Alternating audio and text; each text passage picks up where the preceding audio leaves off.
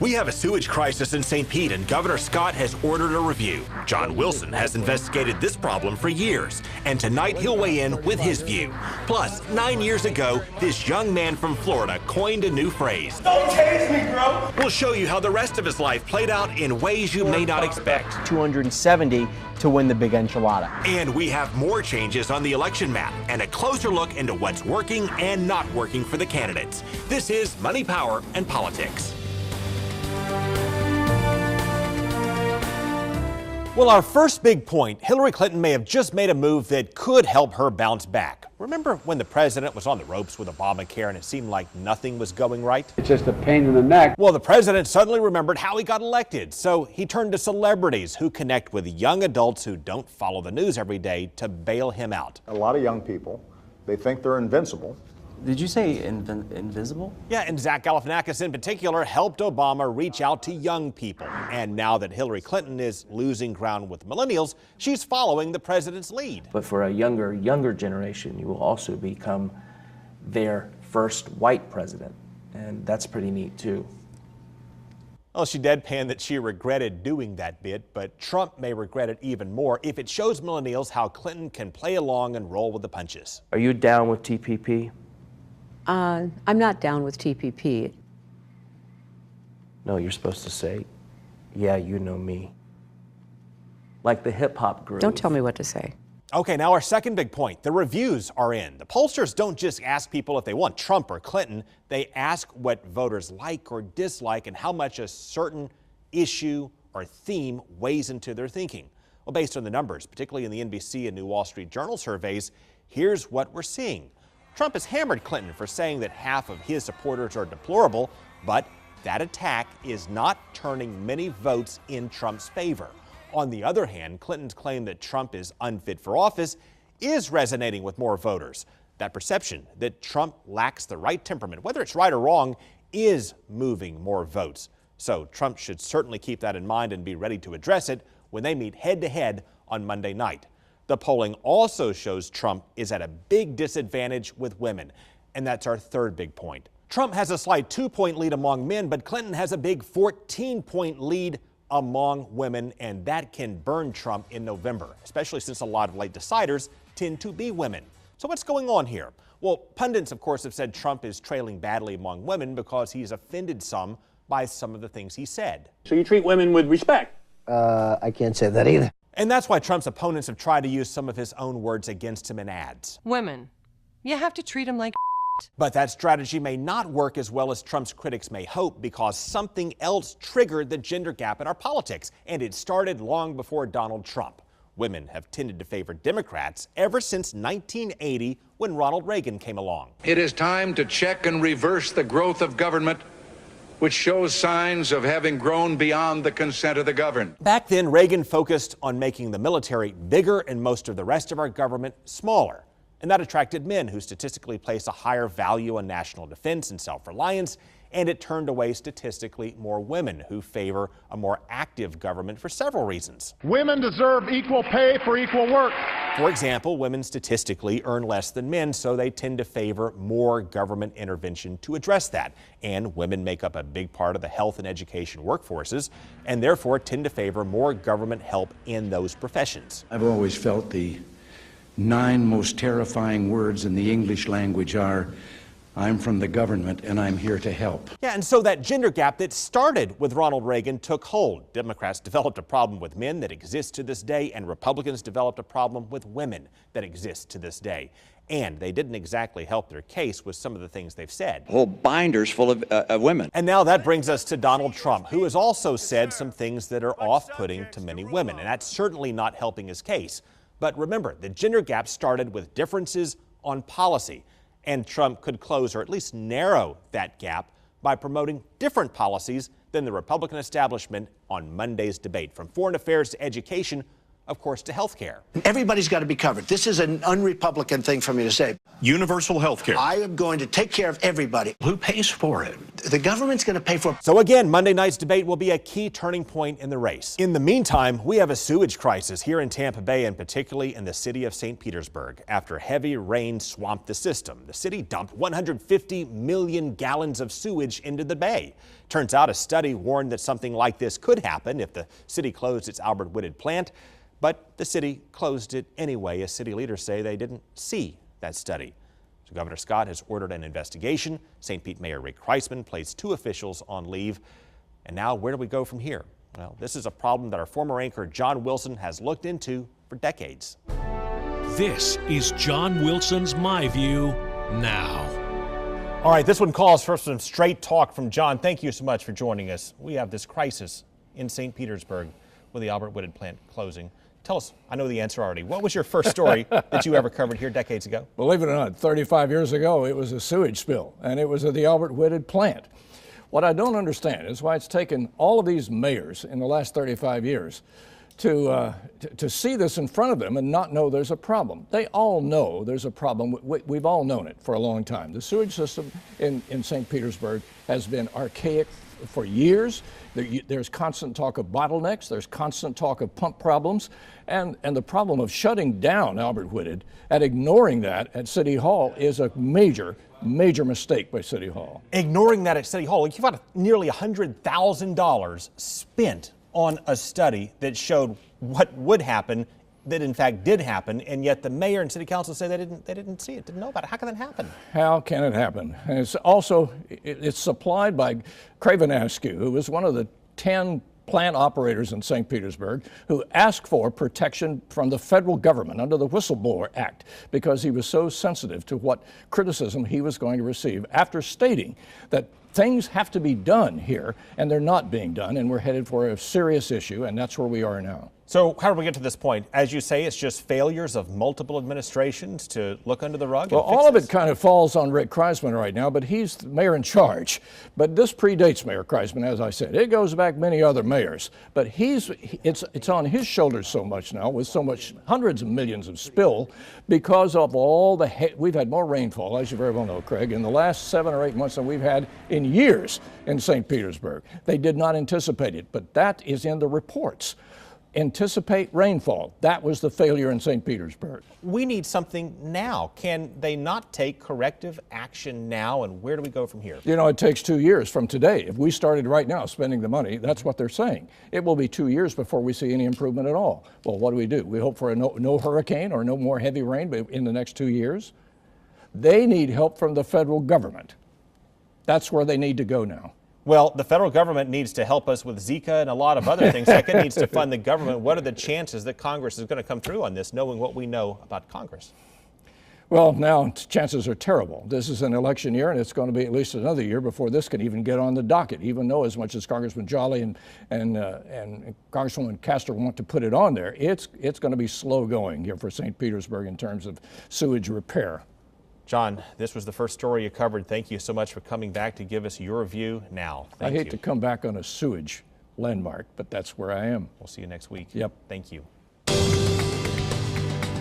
Coming up, Trump defies conventional wisdom yet again with his ad strategy. And on Throwback Thursday, we'll show you what happened 9 years after this fateful moment in Florida. Don't tase me, bro! The first answer I want to give is I hope I've changed.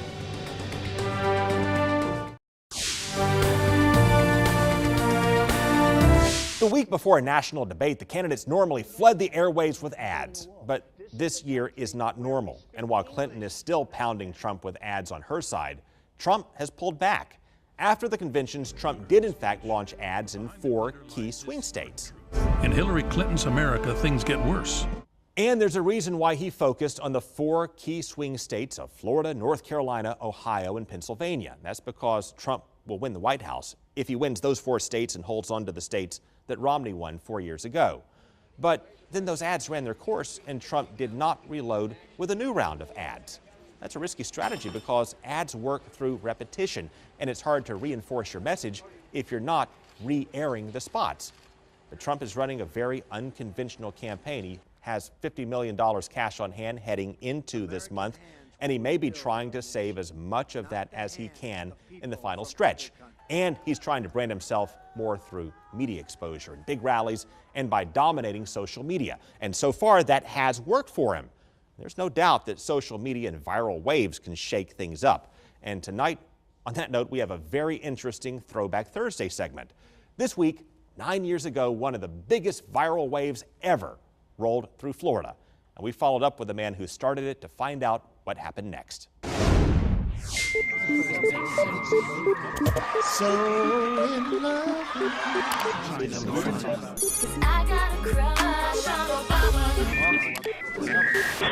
This is the day and age of instantaneous communications. The day and age when one moment can last forever. The guy throwing the shoe, boom. One shoe, one swig, one flimsy chair. Something happens, it's everywhere. Andrew Meyer knows more about that than he ever cared to learn. People will say things like, you really opened my eyes to things that I didn't see. It all started on a night with John Kerry he'll never forget. I'll ask my question. Thank you very much. And we'll never forget. Were you in Skull and Bone? Thank you for cutting my mic. Thank you. He asked a long-winded question and got on his soapbox and got angry. Whoa, whoa, whoa, whoa. Then he got pulled away by a gaggle of guards. Get off me! Get off me! What the are you doing? Get off me! Help! Help! Help! And then he got stunned. Don't tase me, bro! Or as we say nowadays, he got tased. Ow! Ow! Ow! And it triggered a viral wave across the nation. Don't tase me, bro. Don't tase me, bro. Andrew Meyer started something that night that's hard to describe. Don't tase me, bro. I'm an American citizen, you know. Songs and protests and commercials like this one for AOL. I haven't done a single thing. I just want some chips. Don't tase me, bro. Leave him alone! Leave Don't Tase Me, bro, alone! A lot of people, what they took from it was, police brutality or freedom of speech. But as the years passed, the world missed the rest of his story. Like most 21-year-olds, I was just learning. This is Andrew Meyer today. I wanted to talk about the ETFs for a minute. The first answer I want to give is I hope I've changed. He sounds a little different these days. A lot of the metrics that I've seen, they can put a new face on the Federal Reserve. They've been talking about tapering off the QE infinity. He got a law degree and now works behind a desk as an advisor in the precious metals market. A lot of people don't want to listen to you, if you're angry on a soapbox. Isn't that amazing? Don't look now, but he became a bit of a conformist. The angriest ones are the loudest. He's been talking for 2 hours. I think I can have 2 minutes. The angriest ones are the loudest. That's what people would have said of you 6 years ago. Funny how things come full circle. Are you going to arrest me? Excuse me. Excuse me. What are you arresting me for? Calm, cool, collected. This is the place where you can really help people. As he looks back on it, we asked him if they violated his right to free speech. It's interesting. I got to say everything that I wanted to say. Don't tase me, bro. He said they probably did, but he left it at that. I don't want to judge those officers. As it turned out, he said that night was a blessing because it helped him re-examine his character. I'm doing a better job now than I was then, for sure. Well, Meyer said he did not mean to cause a scene that day, and today he's living in the Miami area, and he's made some more changes since we last met. Now he's editor-in-chief of an independent news outlet called We Are Change. He's also a graduate of FIU College of Law. Coming up, the election map has changed in a big way, and Trump is closing in. Evan Axelbank joins me to map out the path to victory for Clinton and Trump.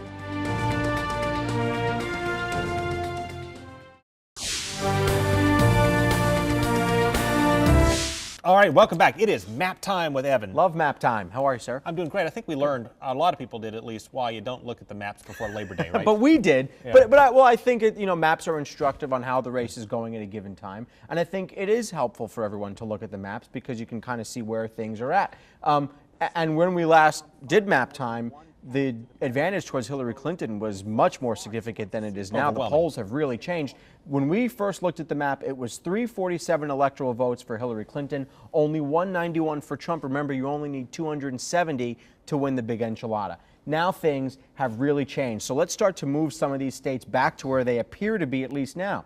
We can take Iowa certainly out of the safe Hillary Clinton column. That looks like Trump may have a good chance at winning that. He's up to 197. Now, let's take a look at Ohio. Trump is doing much better than he had been in Ohio. Let's put those votes in his column. And now let's even take Colorado and Nevada.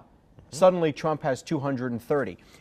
He's also doing better in the key state, our state of Florida. Let's take those, move them from blue to red. Well, now Donald Trump is at 259. Now, we're not saying these states are far gone for Hillary Clinton. No, but he's got a good shot at it. But he's doing better than he had been. He's only within maybe 1 or 2 points and leading in some of the polls that he was behind by 3, 4, 5 points in. So he's doing better. Now let's look at the way he can win, okay? He can win North Carolina's 15 electoral votes. That puts him at 274. Should he win New Hampshire, 263, he gets closer. Let's say he can maybe even pick off a state like Wisconsin, that's 273. In each one of those scenarios, it's close. And I hate to mention this. Boy, I hate to mention it, but you have to. There are 32 combinations with the battleground states that produce a 269 to 269 tie. Why would you mention something like that? Because it's fun. Well, it is. And you know, one of the things about the electoral map is all the different scenarios. If she wins New Hampshire, she still doesn't have enough. She's got to pick off a North Carolina, an Ohio, a Florida, certainly Florida. If she wins Florida, even if Donald Trump wins all of these other states, let's say Ohio, even Wisconsin, she still has 283. So if he doesn't win the state of Florida, he's got to win a Pennsylvania and a state that looks more certain for Hillary Clinton, like Wisconsin. So the road still goes through Florida, but he has a lot more room than he had before. Evan, thank you so much for your time. Coming up, House Speaker Paul Ryan accused the Obama administration of shilling for Iran. We have a hot debate now over our policy with Iran, and we'll break it down.